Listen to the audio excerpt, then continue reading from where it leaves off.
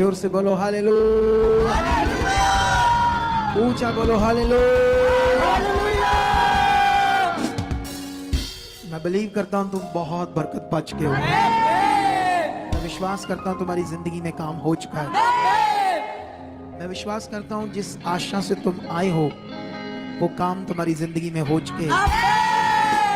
तुम्हारे रोग बीमारियां जा चुके हैं। दुष्ट आत्माओं के गंदे प्रभाव, दुष्ट आत्माओं की बीमारियां तुम्हारी जिंदगियों से जा चुकी है। तुम गवाही के साथ खड़े हो चुके हैं। हालेलुया। बैठ जाओ अपने स्थानों पर ताकि हम आज जितनी आशीष पा रहे हैं उससे भी और ज्यादा आशीष पाए, उससे भी ज्यादा और बरकत पाए। हालेलुया। तो अभी हम लोग कुछ कई सारी गवाहियों को सुन रहे थे, और कई सारी गवाहियों को जब हम लोग सुन रहे थे उस समय, तो मैं कई गवाहियों को सुनकर मैं भी धन्यवाद कर रहा था परमेश्वर का कि परमेश्वर आप कितने सामर्थी हो, कितने महान हो। क्योंकि हम सब जानते हैं कि जैसे पूरी दुनिया में भी लोग ये विश्वास करते हैं कि जो भगवान है, परमात्मा है, ईश्वर है, गॉड है ना, जिसने ये दुनिया रची है, चाहे उसे कोई किस तरह से समझता है, चाहे अज्ञानता से समझता है, लेकिन इतना तो दिमाग में उनके होता है कि जिसने दुनिया बनाई है, चाहे उसकी जगह किसी और को दे देते लोग अनजाने में, लेकिन फिर भी इतना लोगों के दिमाग में है कोई तो है जिसने ये दुनिया रची है ना। जैसे मान लो कोई पत्थर की पूजा करता है ना, कोई चीज की पूजा करता है या कोई मूर्ति की करता है, लेकिन फिर भी वो कभी कभी उसके दिमाग में ऑटोमेटिक उठता है ऊपर वाला। वो ऐसे नहीं करता ये सामने वाला या ये जो मैं जिसकी पूजा करता हूं, ये ऐसे बात नहीं ना करता हूं। इंसान जब भी कोई ऐसा विषय होता है, कोई बात होती है, तो उसके अंदर अपने आप उठता है ऊपर वाला है, ऊपर वाला करेगा। हालेलुया। और ये बात हमें कैसे समझ आती है? ये वचन से हमें समझ आती है। मैं इसके लिए आपको एक वचन पढ़ाता हूं। अभी ये मेरा टॉपिक तो नहीं है, लेकिन आज टाइम काफी है तो मैं थोड़ा नजारे ले लेते हैं वचन के। हालेलुया। कितनों को बात समझ आ रही है? हमारे पास आज टाइम काफी है ना, इसलिए काफी है कि जो ठंड है वो लोगों को कुछ कुछ ठंडा कर रही है ना, इसलिए आज हमारे पास टाइम काफी है। लेकिन यहां हम वचन में जाएंगे, रोमियो की बुक में, वहां से मैं आपको एक चीज समझाता हूं परमेश्वर के वचन से, ताकि ये बात आपको समझ आए कि जो बात मैं कर रहा हूं वो परमेश्वर के वचन में कैसे लिखी है। ठीक है? अगर तुम यहां से पढ़ोगे रोमियो 1 अध्याय उसका 18 वचन, तो ऐसे लिखा है, परमेश्वर का क्रोध तो उन लोगों की सब अभक्ति और अधर्म पर स्वर्ग से प्रकट होता है। हालेलुया। इस वचन को आपने समझना होगा, क्योंकि हम अब परमेश्वर के पास हैं, तो चुने गए हैं, तो हम पूरा लाभ लें। हम ऐसे ना हो कि आप बुद्धिमान से हो, कोई बात हमें समझ आई, कोई नहीं आई, किसी बात को हमने पकड़ लिया और 10 बातों को छोड़ दिया। ऐसे नहीं होने चाहिए। हमने अब देखो, खाने में यहाँ कोई कमी नहीं होगी, तुम्हें ज्ञान देने में कोई कमी नहीं होगी। यहाँ पर हम आपको तैयार करेंगे परमेश्वर में अच्छा वाला, लेकिन उसके लिए तुम्हारा कैरेक्टर, तुम्हारा रोल भी काम करेगा। अगर तुमने ध्यान नहीं दिया तो याद रखना, हमारी मेहनत तो हम तो राइट सच्चे दिल से कर रहे हैं, लेकिन साथ साथ तुम्हारा एक रोल है समझना, ध्यान देकर। वैसे ही जैसे आपकी समझ पैसों में बड़ी काम करती है ना, आपके पास कोई सोना चांदी की चीजें हैं तो उसको संभालने में बड़ी आपकी बुद्धि समझ काम करती है। आप ऐसे ही नहीं उन चीजों को कहीं भी रख देते हो ना। कोई आपकी रिंग है सोने की, कोई दूसरी और चीज है सोने की, तो उसको कहीं भी रख देते हो या अच्छे से अच्छी सेफ जगह पर रखते हो, सेफ जगह पर ना, क्योंकि वहां आपकी बुद्धि समझ काम कर रही है। लेकिन वो चीजें कीमती तो है, पैसे, चीजें, सोना, लेकिन याद रखना वो आपको जीवन नहीं दे सकती। जब लोग बीमार होते हैं, एक्सीडेंट हो जाते हैं, अंग टूट जाते हैं, हड्डियां टूट जाती हैं, कुछ अंग डैमेज हो जाते हैं, तो वो सोना चांदी आपको ठीक नहीं करता, वो सिर्फ हमारी जरूरत है। लेकिन आपको चंगा कर सकता है परमेश्वर, वो बहुत कीमती है। उसके साथ जो ज्ञान है उसका, वो बड़ा कीमती है, क्योंकि अगर आपके अंदर परमेश्वर का ज्ञान बैठता गया तो आप परमेश्वर में बढ़ते जाओगे। आप परमेश्वर में बढ़ते जाओगे तो उस ज्ञान से परमेश्वर की पावर आपकी जिंदगी में काम करेगी। हालेलुया। ये वचन मैंने जो पढ़ा, तो परमेश्वर का क्रोध उन लोगों पर जो आभक्ति क्या होती है? आभक्ति का मतलब जो मनुष्य जिसे भक्ति कर रहा है वो जानता नहीं वो कौन है। जिसकी करनी थी उसने, जिसने बनाया उसकी नहीं कर रहा, उसकी कर रहा है जिसने उसको नहीं बनाया, या उस जैसा मनुष्य है वो उसे नहीं जानता। तो वो मनुष्य जैसा वो मनुष्य है वैसा वो मनुष्य सामने, तो उसकी पूजा करते हैं। उसको क्या कहते हैं? आभक्ति। क्या कहते हैं उसको? आभक्ति। जैसे मान लो मटीरियलिस्ट चीजों की भक्ति करना, तो मटीरियलिस्ट चीजें किसने बनाई? इंसान ने। तो उनकी भक्ति करना आभक्ति है। तो वचन में लिखा वो अधर्म भी है, पाप भी है, ऐसे लिखा है। आभक्ति और अधर्म पर स्वर्ग से प्रकट होता है। परमेश्वर को क्रोध आता है अपने बनाए हुए मनुष्य पर कि जिसे मैंने बनाया नहीं, मैंने जिसे बनाया है वो क्या कर रहा है, वो मुझसे दूर है। लेकिन यहां बड़ी बातें तुम्हारे समझने के लिए आज जो मैं इसे कंप्लीट करूंगा।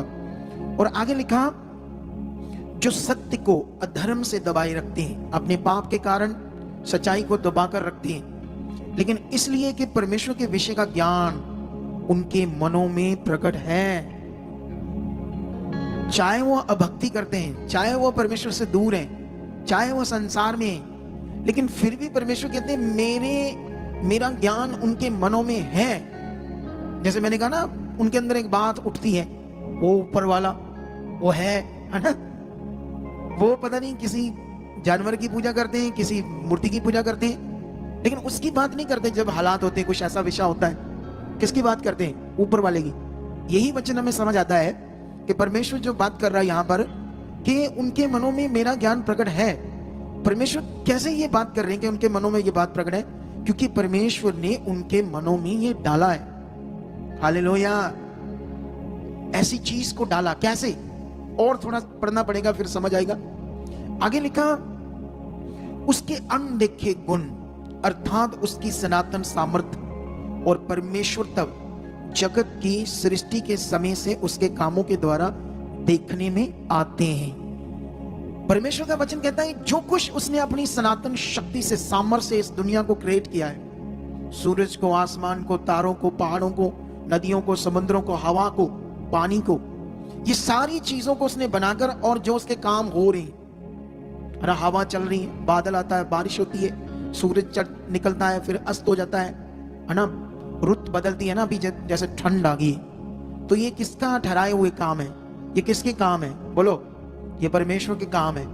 ये अपने आप नहीं हो रहा है। किसने इनको ऐसे ठहराया था? किसने इनको कमांड किया था? उस सर्वशक्तिमान परमेश्वर ने। ये सारी चीजें जो मनुष्य देख रहा है ना, जैसे साइंस भी देख कर चेक कर रही है चीजों को, इसके पीछे कौन सी शक्ति है। वो कुछ साइंस गॉड को मानती है, कुछ साइंस गॉड को नहीं मानती।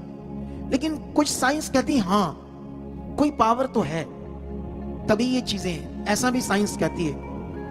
लेकिन साइंस उस पावर को काम करने वाले की खोज में नहीं है, उसकी खोजी नहीं, उसकी बनाई हुई चीजों की खोज में। लेकिन बाइबल में हमें किसने क्या कहा? हमें किस खोज में रहना है? आमीन ऊंचा, बरकत ऊंची। किसकी खोज में रहना है? खुदा की खोज में, परमेश्वर की खोज में। भले साइंस नहीं उसकी खोज कर रही, लेकिन हम करेंगे और साइंटिस्ट को भी जीत लेंगे, वो भी परमेश्वर के सामने घुटने टेकेंगे। इतना बड़ा विषय है आप लोगों के लिए, इतना बड़ा सामर्थ्य का विषय है आप लोगों के लिए। लेकिन इसे तुम्हें समझना होगा, इसमें तुम्हें बढ़ना होगा, इस पर तुम्हें ध्यान देना होगा। हालेलुया।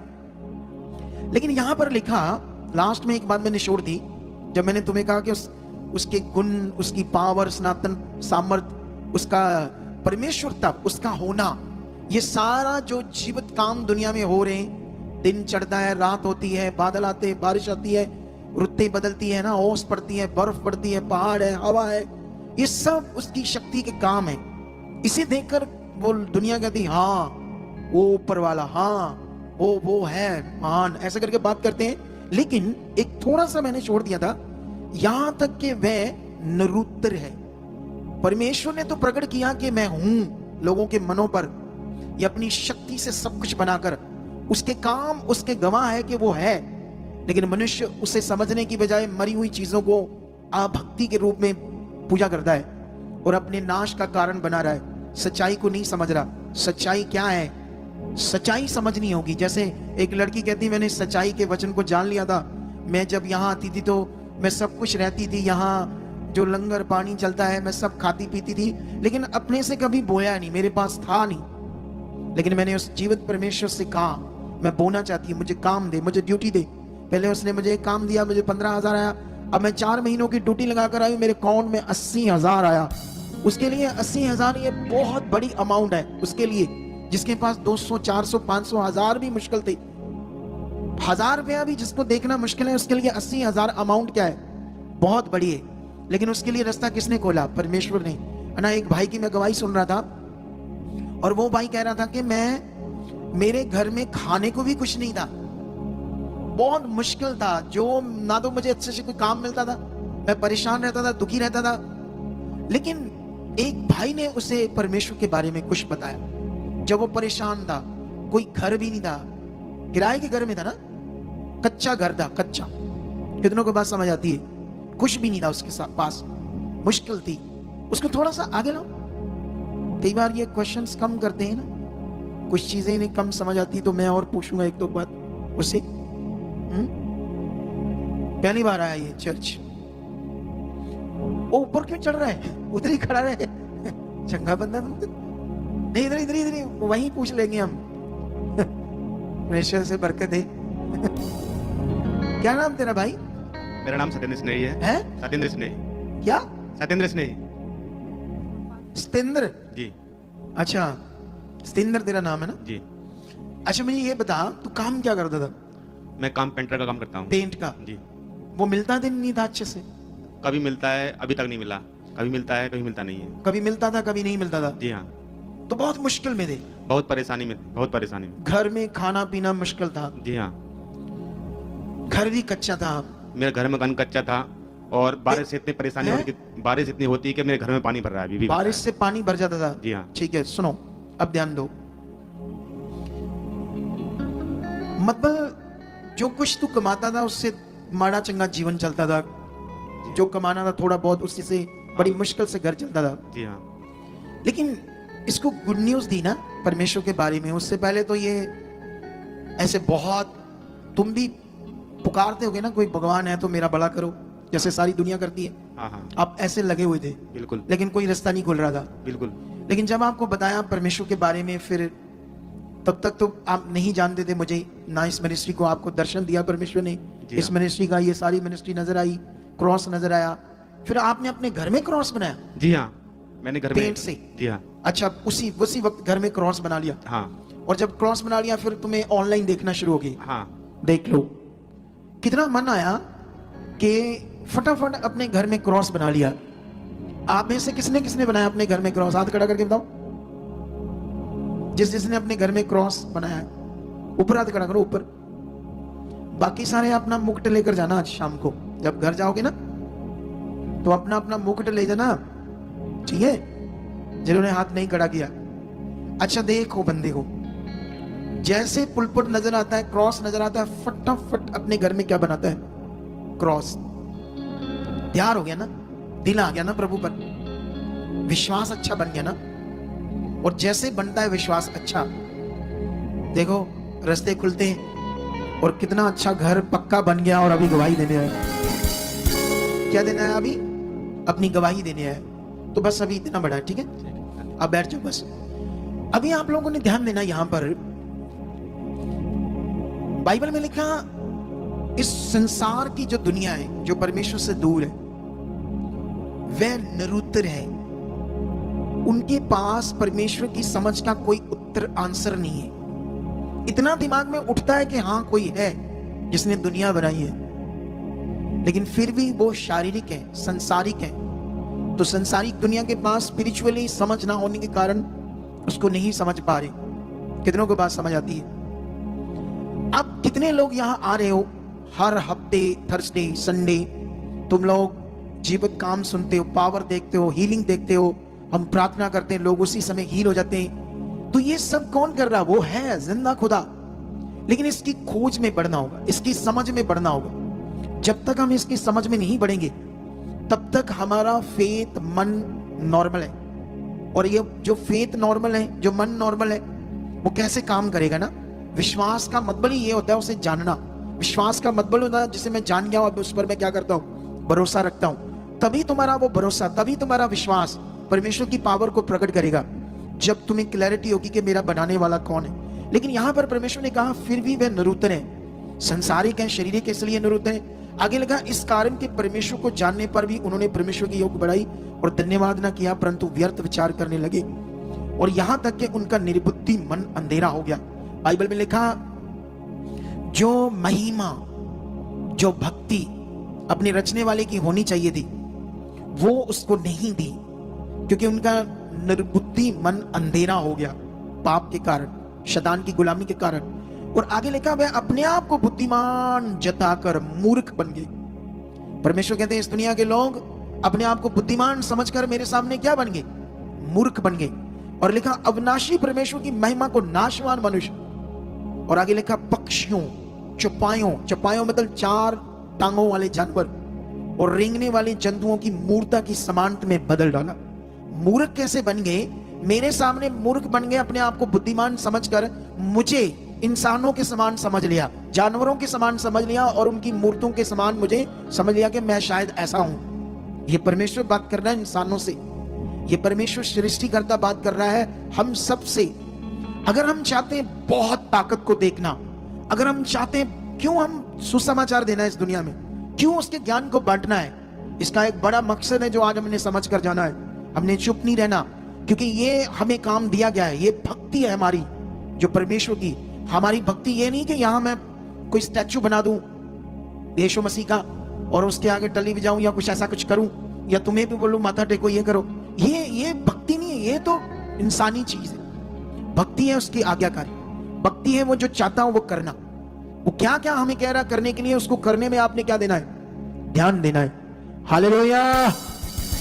अगर तुम अपनी जिंदगी में पावर को देखना चाहते हो, उसकी शक्ति को देखना चाहते हो, उसकी सामर्थ को देखना चाहते हो, तो अपने विश्वास को पक्का करो, उसे और जानो, उसे और समझो। अगर तुम कंफ्यूज हो किसी बात में, तुम्हें ज्ञान की कमी है, तुम्हें संसार को लेकर, धर्म को लेकर, जातियों पातियों को लेकर कोई कंफ्यूजन है, आओ अलग से आओ, अपने क्वेश्चन लेकर आओ, अपने डाउट क्लियर करो, ताकि अपने विश्वास को परमेश्वर के ऊपर पक्का करो। हालेलुया। क्योंकि जब तक तुम अपने डाउट क्लियर नहीं करोगे, अपनी कंफ्यूजन दूर नहीं करोगे, तब तक आपका विश्वास अधूरा है, तब तक आपका विश्वास अच्छा वाला नहीं है, आपका विश्वास ठोस वाला नहीं है, आपका विश्वास स्ट्रॉन्ग नहीं है, जिससे आपकी जिंदगी में बड़े काम होने। कितनों को बात समझ आती है? लेकिन यहां पर अभी ये इस बात के बाद मैं एक और बात पढ़ाता हूं आपको, 25 इसी वचन का 25। क्योंकि उन्होंने, मतलब संसार के लोगों ने परमेश्वर की सच्चाई को बदलकर झूठ बना डाला और सृष्टि की उपासना की, सेवा की, ना कि सृजनहार की। बाइबल में लिखा, इंसानों ने अपने आप को बुद्धिमान समझकर उस दुनिया के मालिक के सामने मूर्ख बन गए, लेकिन उसकी सच्चाई को बदल डाला, सृष्टि की पूजा की, जो कुछ उसने बनाया उसकी पूजा की, ना कि बनाने वाले की। हालेलुया। कितनों को बात समझ आ रही है आज? तो आज इस बात को हमने और क्लैरिटी लेनी है, और बढ़ना है, और परमेश्वर में बढ़ना है, और उसे समझना है, क्योंकि जीवन बड़ा कीमती है। जो लाइफ जो हमें दी गई है, ये एक बड़ा कीमती विषय है, नॉर्मल विषय नहीं है। दुनिया में एक व्यक्ति बिना उद्धार पाए, बिना अनंत जीवन पाए अगर मर गया, तो अफसोस, उसने बहुत खतरनाक नाश करा लिया अपना। यहां पर बड़े सारे लोग आते हैं, वो सिर्फ काम के लिए आते हैं, क्योंकि उनको काम के लिए ही समझ है। लेकिन ये मामूली से काम है आपका चंगाई पाना। क्या है ये मामूली है, मामूली। उस सर्वशक्तिमान के सामने अगर तुम्हारी धार्मिकता तगड़ी है, अगर तुम्हारा मन तगड़ा है, तुम्हारा विश्वास तगड़ा है, तुम्हारे हालात कुछ भी नहीं है। हालेलुया। तुम्हें कमजोर नहीं पड़ना, जैसे मर्जी हालात हो। कई बार हम कमजोर पड़ जाते हैं सिचुएशन देखकर, फिर नेगेटिविटी काम करती है। कमजोर नहीं पड़ना, ठोस रहना है, अंगीकार करना है, कॉन्टिन्यू। मेरा मन खुल चुका है, मैं बढ़ चुका हूं, मैं परमेश्वर के साथ उसकी मर्जी पूरी कर रहा हूं, जो वो चाहता है मैं उसे कर रहा हूं। आप अपने विश्वास को, मैं खुद अभी तक अपने लिए प्रार्थना करता हूं। कौन सी प्रार्थना?